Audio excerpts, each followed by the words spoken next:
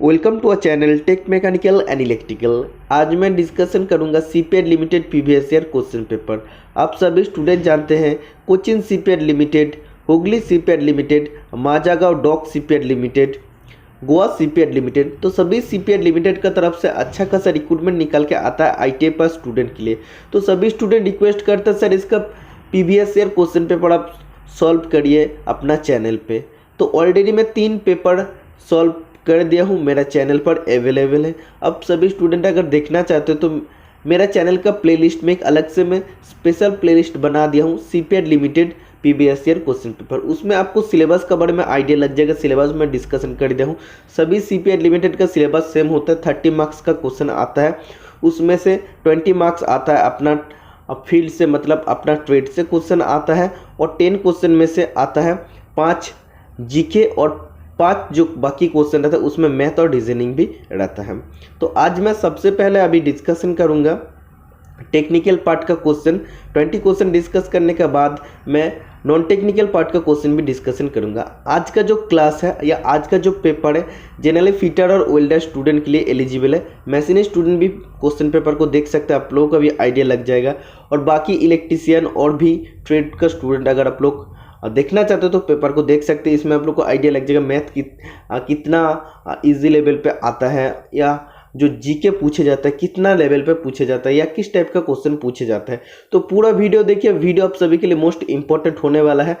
सबसे most important बात, ये ऑथेंटिक पेपर है, ऑफिशियल साइट से मैं डाउनलोड किया था। तो अभी टाइम मिल गया है सॉल्व कराने का, इसीलिए मैं इसको सॉल्व कराने का क्लास आज प्रोवाइड आप सभी के लिए कर रहा हूँ। सबसे पहला क्वेश्चन आप देख सकते हैं, इसमें पूछा गया था lack of weld penetration is due to, मतलब वेल्ड पेनिट्रेशन का अभाव किसका वजह से होता है। तो सबसे पहले आपको जानना पड़ेगा वेल्ड पेनिट्रेशन क्या होता है। उससे पहले आप लोग को एक चीज़ जान लेना चाहिए, जब भी आप लोग कुछ भी करते हैं, जैसे अगर बात करते हैं वेल्डिंग करते हैं या कास्टिंग करते हैं या रिवेटिंग करते हैं, तो इसको अगर आप लोग सही तरीके से कर नहीं पाते तो इसमें डिफेक्ट आ जाता है। तो उसको क्या बोलते हैं, वेल्डिंग में अगर कुछ डिफेक्ट होता है, त्रुटि होता है, तो उसको हम लोग बोलते हैं वेल्डिंग डिफेक्ट। अगर कास्टिंग में कुछ फॉल्ट होता है तो उसको बोलते हैं कास्टिंग डिफेक्ट। अगर रिवेटिंग में कुछ प्रॉब्लम होता है तो उसको बोलते हैं रिवेटिंग डिफेक्ट। ठीक है। तो वेल्डिंग डिफेक्ट का अंदर क्या क्या आता है, जैसे आता है इनकम्प्लीट पेनिट्रेशन। तो इसमें जो क्वेश्चन आपको पूछा गया लैक ऑफ वेल्ड पेनिट्रेशन मतलब होता है इनकम्प्लीट पेनिट्रेशन। इसके बाद आता है स्पैटर आता है, अंडर कट आता है, ओवरलैप आता है। ओके। तो इसमें से जो आपको पूछा है लैक ऑफ वेल्ड पेनिट्रेशन मतलब वेल्डिंग मटेरियल सही से पेनिट्रेशन नहीं हो पाया था, इसका पीछे क्या कारण होगा। तो आप सभी स्टूडेंट जानते हैं वेल्डिंग का मतलब से हम लोग क्या करते हैं, 2 बेस मेटल होता है, बेस मेटल को हम लोग ज्वाइन करते हैं। ठीक है। तो ये 2 बेस मेटल होता है, इसमें क्या करते हैं जो भी फिलर मटेरियल रहता है इसका बीच में आता है, और ये जो टोटल डेप्थ होता है डेप्थ तक ये फिलर मटेरियल जाके क्या करते हैं दोनों मटेरियल को ज्वाइन कर देता है। तो कभी कभी क्या होता है, अगर ज़्यादा करंट नहीं होता, मतलब लो करंट की वजह से क्या होता है, ये जो मटेरियल है फिलर मटेरियल अच्छा से पिघलाता नहीं है। तो अच्छा से पिघलेगा नहीं, तो जब ये अंदर से आएगा, इसका बीच में जो गैप होता है इसका अंदर से जब आएगा तो वो सही से अगर पिघला नहीं है तो आधा आते ही वो क्या हो जाएगा, ठंडा हो जाएगा। टोटल डेप्थ तक वो पेनिट्रेट नहीं हो पाएगा, मतलब ये टोटल डेप्थ तक वो आ नहीं पाएगा। ठीक है। तो इसको क्या बोलते हैं, इनकम्प्लीट पेनिट्रेशन कहते हैं। ठीक है।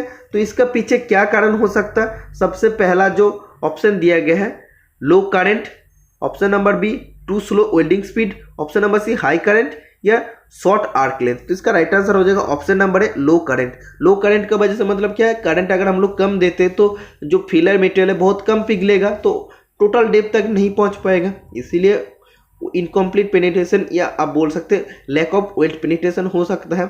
और कभी कभी ये भी आप लोग बोल सकते हैं कि हाई वेल्डिंग स्पीड, अगर वेल्डिंग स्पीड ज़्यादा हो जाएगा तो इन दोनों मटेरियल के बीच में, मेटल का बीच में जितना मटेरियल जाना चाहिए था, स्पीड अगर ज़्यादा करेंगे वेल्डिंग स्पीड तो उतना मेटल नहीं जा पाता है, तो उसका वजह से भी हो सकता है। समझ में आ गया ना। तो सबसे पहला क्वेश्चन का राइट आंसर क्या हो जाएगा, ऑप्शन नंबर है लो करंट का वजह से होता है।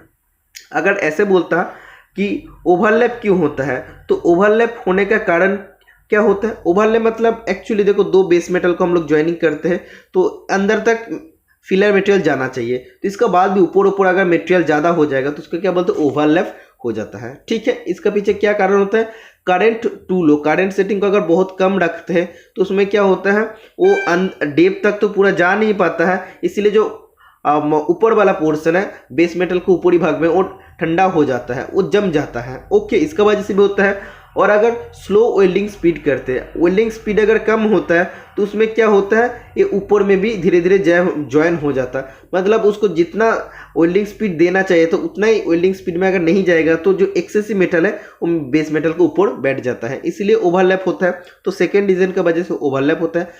ऑप्शन नंबर सी में जो दिया है हाई करंट, हाई करंट अगर होता या करंट सेटिंग अगर हम लोग ज़्यादा रखते हैं तो इसमें क्या प्रॉब्लम आता है, स्पैटर प्रॉब्लम होता है।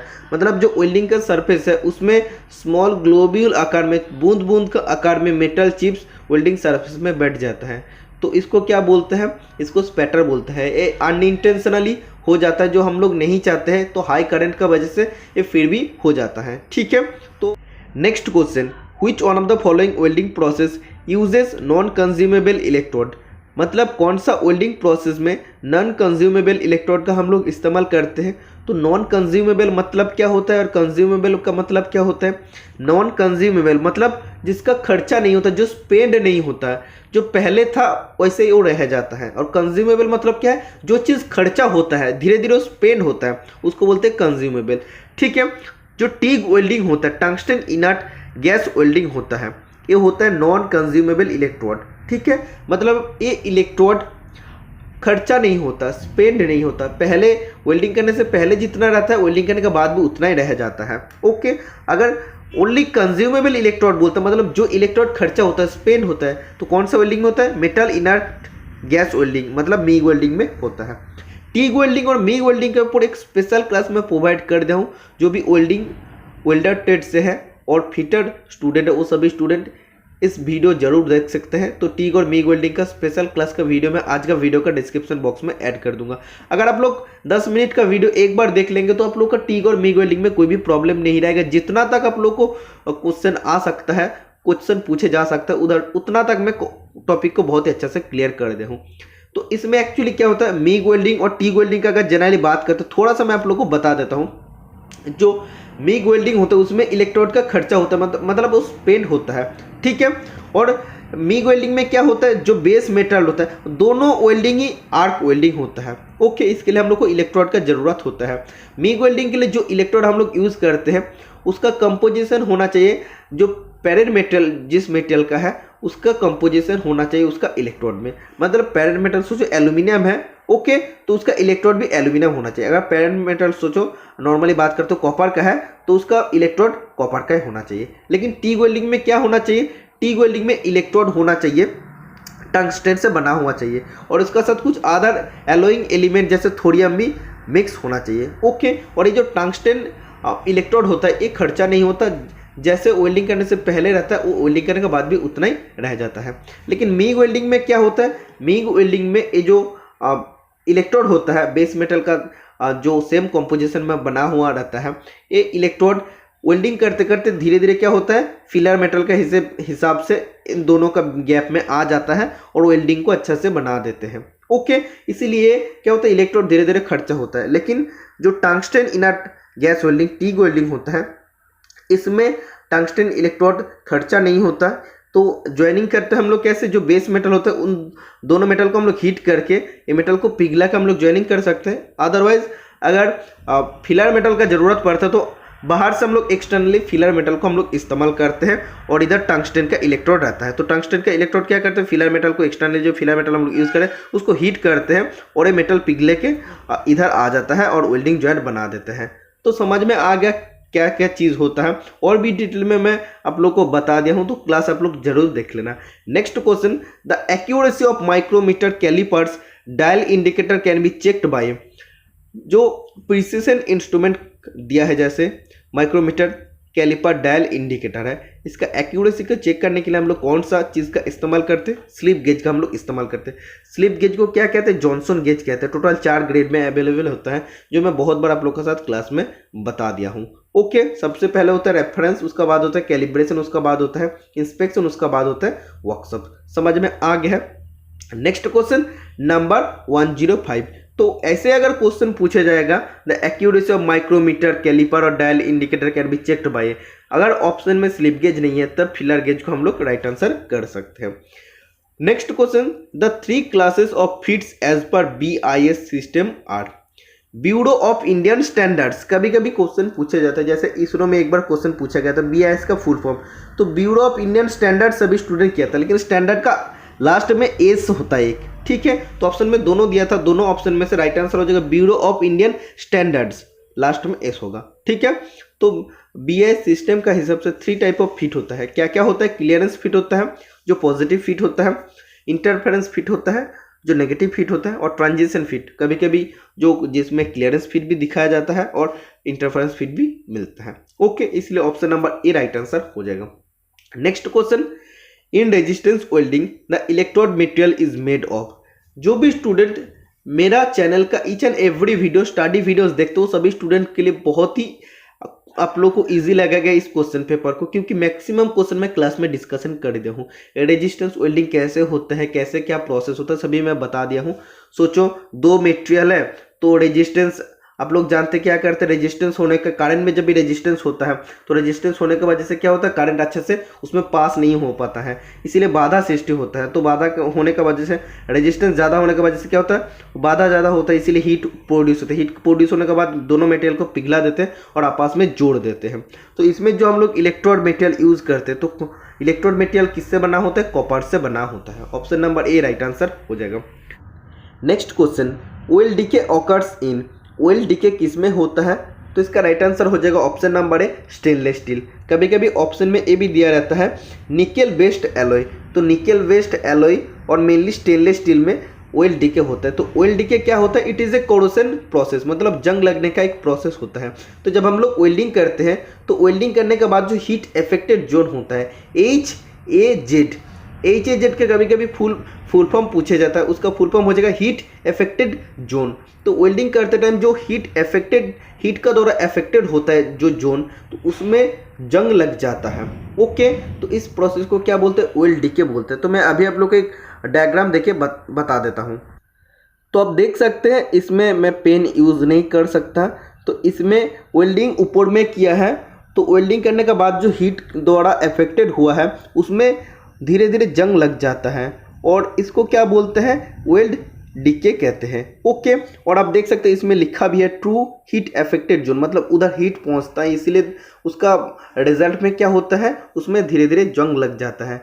तो एक कभी कभी क्वेश्चन आता है तो किस टाइप का जंग होता है? इंटरग्रैनुलर करोशन होता है, इंटरग्रैनुलर करोशन होता है। ओके, नेक्स्ट क्वेश्चन आप देख सकते हैं fork lift is used for.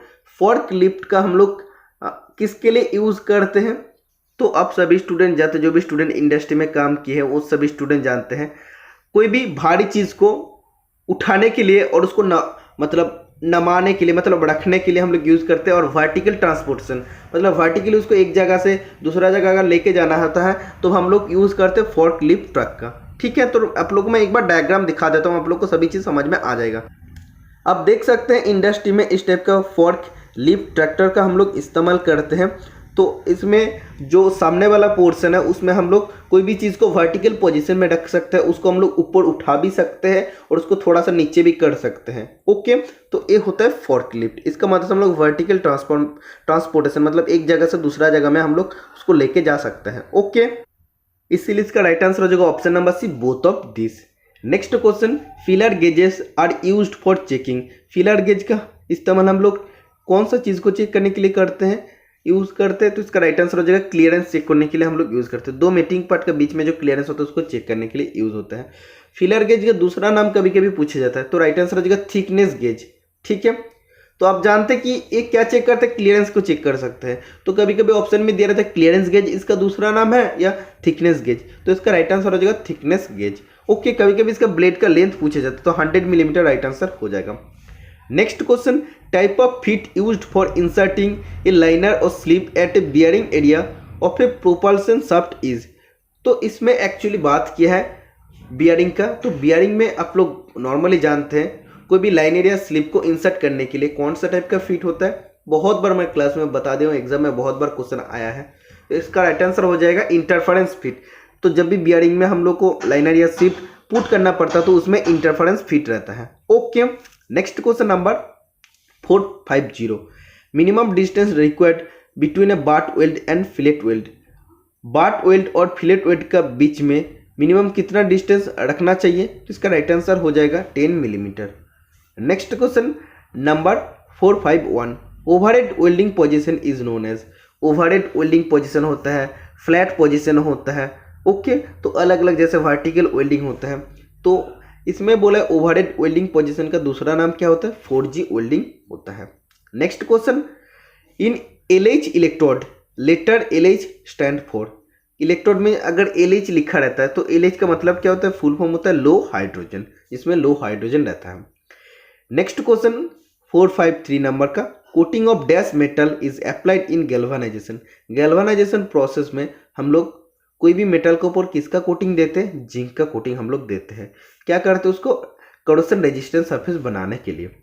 Next question the piston rings fitted at the top in the internal combustion engine is known as. Internal combustion engine का टॉप में जो पिस्टन रिंग फिट होता है उसको क्या बोलते हैं, या उसको कौन सा नाम में जाना जाता है, तो इसका राइट आंसर हो जाएगा कंप्रेशन रिंग। तो internal combustion engine IC engine का टॉप में जो पिस्टन रिंग फिटेड होता है उसको कंप्रेशन रिंग कहते हैं। Next question purpose of turbocharger in an internal combustion engine is to. IC engine में टर्बोचार्जर का यूज करने का उद्देश्य क्या होता है, तो इसका राइट आंसर हो जाएगा इंप्रूव एफिशिएंसी। एफिशिएंसी को इंजन का जो वॉल्यूमेट्रिक एफिशिएंसी होता है, एफिशिएंसी को बढ़ाते हैं। तो option number B right answer हो जाएगा। नेक्स्ट क्वेश्चन, कुछ क्वेश्चन डीजल मैकेनिक से भी ऐड कर दिया है। Pressure of a safety relief valve of an air compressor shall be set. तो ये जो क्वेश्चन है थोड़ा डीजल मैकेनिक का भी दे दिया है, तो इसका राइट आंसर हो जाएगा above working pressure. Next question which one of the following is not a shaft alignment method.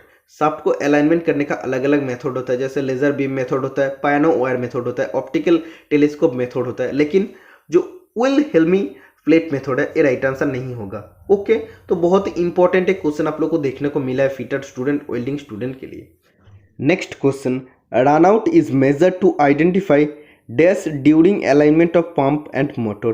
Pump और मोटर का अलाइनमेंट करते टाइम रन आउट को हम लोग मेजर करते हैं कौन सा चीज़ को फाइंड आउट करने के लिए या आइडेंटिफाई करने के लिए, पैरेलल मिस अलाइनमेंट को आइडेंटिफाई करने के लिए। तो जब हम लोग पंप और मोटर का अलाइनमेंट करते हैं तो रन आउट हम लोग मेजर करते हैं, तो रन आउट क्या इंडिकेट करता है या क्या आइडेंटिफाई करता है, पैरेलल अगर कोई भी मिस अलाइनमेंट आता है तो उसको आइडेंटिफाई कर लेता है।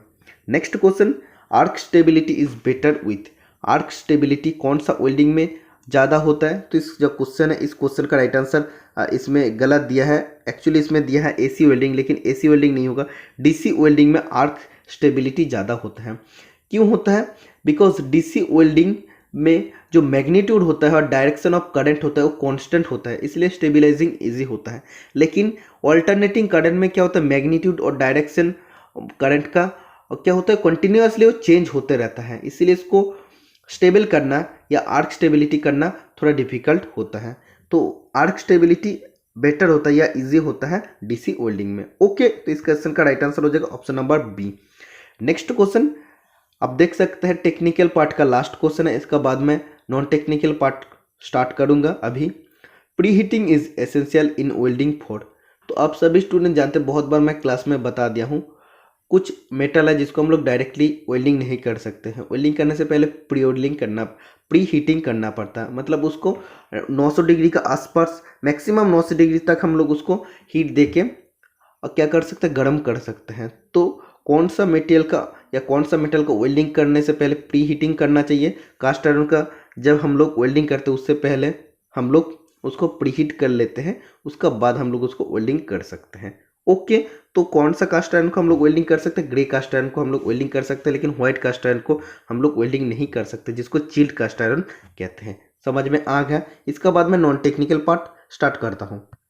नेक्स्ट क्वेश्चन आप देख सकते हैं कंप्यूटर से क्वेश्चन पूछा गया है, मतलब जनरल नॉलेज सेक्शन में मैं आ गया हूँ। तो इसमें पूछा है C इन CPU इन डिनोट्स। CPU मतलब सेंट्रल प्रोसेसिंग यूनिट, तो इसमें C का मतलब क्या होता है, सेंट्रल। राइट आंसर हो जाएगा option number A right answer हो जाएगा। Next question, the book Discovery of India is written by. Discovery of India किताब का राइटर कौन है? राइट आंसर हो जाएगा option number C, Jawaharlal Nehru. Next question, who won the first ICC World cup.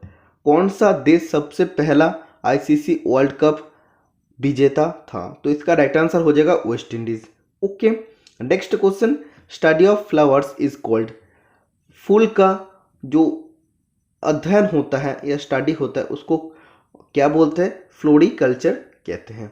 Okay, तो आप देख सकते हैं जनरल नॉलेज क्वेश्चन बहुत ही आसान पूछे जाता है और टेक्निकल पार्ट देखते हैं तो वो भी बहुत ही आसान पूछे जाते हैं। इसमें अगर कोई भी स्टूडेंट इसमें अगर थोड़ा सा भी प्रिपरेशन करते हैं तो इसमें सिलेक्शन लेना बहुत ही ईजी हो जाता है, क्योंकि इसमें बहुत कम स्टूडेंट भी फॉर्म फिलअप करते हैं। इसमें पूछा है what is the capital of Tripura. Tripura का कैपिटल क्या है? तो इसका राइट आंसर हो जाएगा अगरतला। नेक्स्ट क्वेश्चन आप देख सकते हैं, इसके बाद रीजनिंग और मैथ का क्वेश्चन स्टार्ट हो रहा है। एक सीरीज दिया गया है, इसमें आप देख सकते हैं कैसे बढ़ रहा है वो आपको देखना पड़ेगा। तो देख सकते हैं 7 से 8 हुआ है, ओके, 8 से 9 हुआ, ओके, और इधर आप देख सकते हैं 10 से 11 हुआ, 11 से 12 हुआ। तो इसका बाद क्या हो जाएगा? 9 से 10 हो जाएगा। ठीक है, तो option number B right answer हो जाएगा।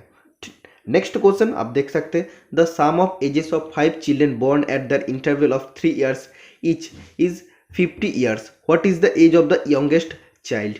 तो इसमें बोला एक फैमिली में 5 शिशु हैं, तो 5 बच्चों 3 साल बाद वो जन्म लिया है। तो उसका बाद क्या हुआ? अभी उसका जो सम ऑफ एज है, टोटल एज कितना हुआ? 50 years है। ठीक है, तो सबसे अगर बात करते हैं कि यंगेस्ट जो है उसका एज x मान लेते हैं। उसका बाद क्या हो जाएगा? x+3, x+6 हो जाएगा, x+9 हो जाएगा, x+12 हो जाएगा।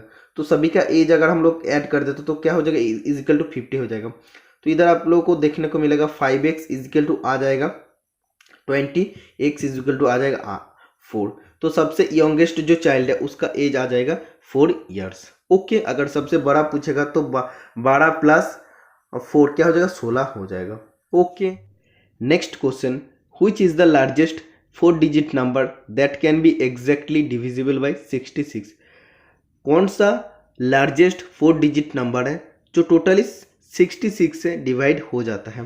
तो इसको करने के लिए क्या करना पड़ेगा? सबसे लार्जेस्ट 4 digit नंबर क्या हो जाएगा? 49 हो जाएगा। तो इसको सबसे पहले आपको डिवाइड कर लेना पड़ेगा। 66 अगर आप लोग डिवाइड करते तो क्या आ जाएगा? 66 हो जाएगा, तो 33 हो जाएगा। इधर से 9 आपको लेना पड़ेगा, इसके बाद 5 हो जाएगा तो 330 हो जाएगा।